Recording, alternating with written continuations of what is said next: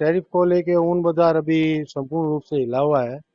हमारे ऊपर 50% टैरिफ लग गया। पहले टैरिफ 9% के करीब था। और अमेरिका हमारा सबसे बड़ा व्यापार वहाँ होता है। करीब करीब 60% कालीन का व्यापार अमेरिका से होता है। अब वो लगभग जितने भी टैरिफ के ऐलान होने के बाद में सारे ऑर्डर हमारे होल्ड कर दिए गए।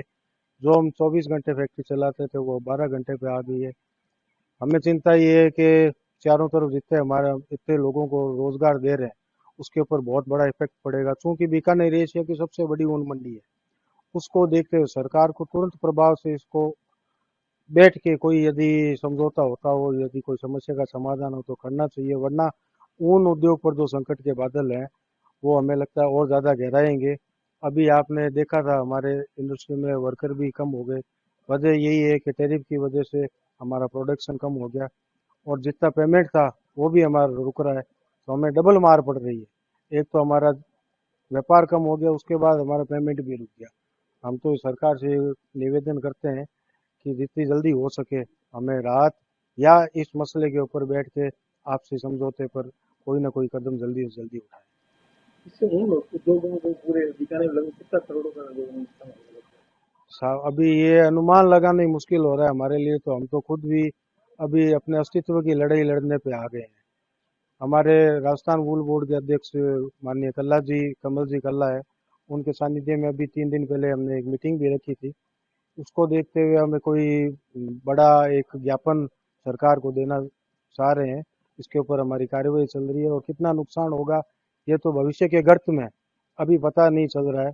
क्योंकि टैरिफ अब लगा है, अब इसके प्रभाव आने शुरू हो गए। हमारे सारे ऑर्डर भी होल्ड हो गए और जैसे मैंने पहले बताया था पेमेंट भी हमारा रुक रहा है। तो इसके ऊपर अब हर उद्योगपति के चिंता की लकीर हो रही है कि आगे क्या होगा। टैरिफ का इम्पैक्ट बहुत ही भयावह है इंडिया के लिए। बीकानेर की इंडस्ट्री पर्टिकुलरली वुलन इंडस्ट्री है जो एक्सपोर्ट ओरिएंटेड है।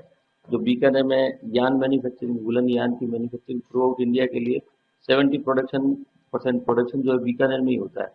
जो 70% प्रोडक्शन बीकानेर का है वो यान बेसिकली यूएसए जाता है।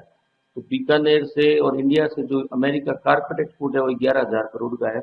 उस 11,000 करोड़ कारपेट में 7,300 करोड़ का कारपेट वुलन कारपेट है। जो बीकानेर की इंडस्ट्री 1,200 करोड़ का यान डिस्पैच करती है यूपी में, और जो बीकानेर से कारपेट बनता है उसका 6,000 करोड़ ऑलमोस्ट वुलन कारपेट जो है अमेरिका बेस्ड बनता है। तो अगर ये टैरिफ कंटिन्यू रहा 50% टैरिफ, तो इंडिया अमेरिका के लिए कॉम्पिटिटिव मार्केट नहीं रहेगा। 50% लगने के कारण से बीकानेर की इंडस्ट्री शट डाउन आएगी। यहाँ पे कम से कम 25-30% प्रोडक्शन रह पाएगा और 70% प्रोडक्शन को क्लोज करना पड़ेगा। इससे मजदूर वर्ग को किस तरह का नुकसान होगा?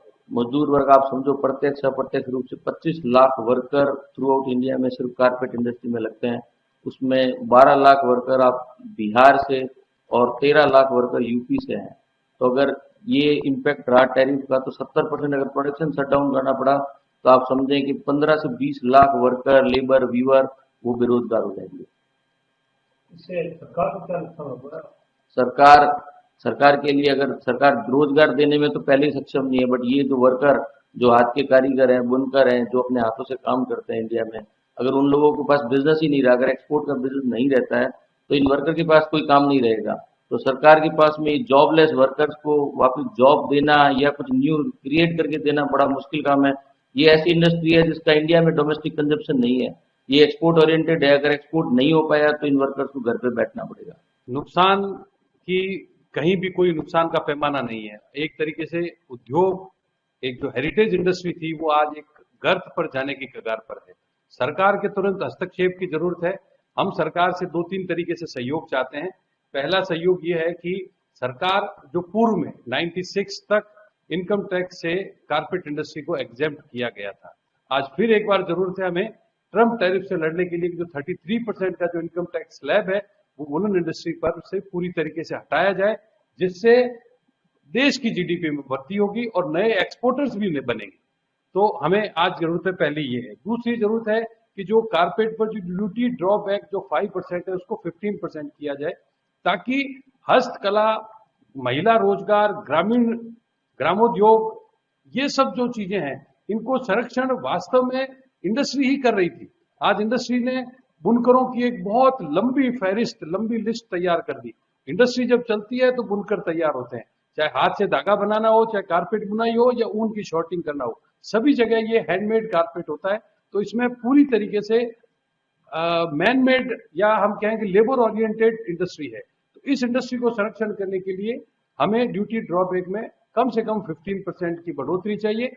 सरकार को बड़ा कदम उठाना है। तो आज देश में जो कारपेट इंपोर्ट हो रहा है, जो कि मशीन मेड कारपेट है, विदेशों से आ रहा है, वो हमारे देश के ट्रेड बैलेंस को गड़बड़ करने वाला है। एक तरफ जब हम सब लोग वर्षों की मेहनत से 12,000 करोड़ का एक्सपोर्ट कर पा रहे हैं, वहीं से पिछले कुछ थोड़े से सालों में 25,000 करोड़ के आसपास कारपेट इंपोर्ट होना शुरू हो गया। भारत सरकार को चाहिए कि अपने इंस्टीट्यूशनल बाइंग में पूरी तरीके से मशीन मेड कारपेट पर बैन लगाए तुरंत, जिससे अंतर्राष्ट्रीय समुदाय जिनके लिए भारत एक बाजार है, वो अमेरिका पर प्रेशर बनाएंगे और ट्रम्प टैरिफ इस तरीके से बैक हो सकता है। ट्रम्प टैरिफ बैक करने के लिए जो है आपके संगठन जो है किस तरह से तैयारी कर रहे हो और किस तरह से जो है ना आगे आकर जो है इसको कम करना सकते हैं? हमने केंद्रीय ऊन विकास बोर्ड के मार्फत केंद्रीय वाणिज्य मंत्री, वित्त मंत्री, कपड़ा मंत्री और प्रधानमंत्री जी को एक पत्र ज्ञापन देकर अपनी हमारी मांगे उनके समक्ष उठाने की कोशिश की है। जहां जहां जिस प्लेटफॉर्म पर हमें इस काम के लिए लड़ना पड़ेगा, हम व्यापारी वैसे मुख्य रूप से तो हमें हमारा काम देश को रोजगार देना है, लेकिन जरूरत पड़ी तो अब इस टैरिफ से लड़ने के लिए हम किसी संघर्ष के किसी स्तर पर जाकर लड़ने के लिए तैयार हैं। अगर आप ये वीडियो YouTube पर देख रहे हैं तो हमारे चैनल को सब्सक्राइब कर बेल आइकन दबाएं और Facebook पर देख रहे हैं तो हमारे पेज को लाइक करें।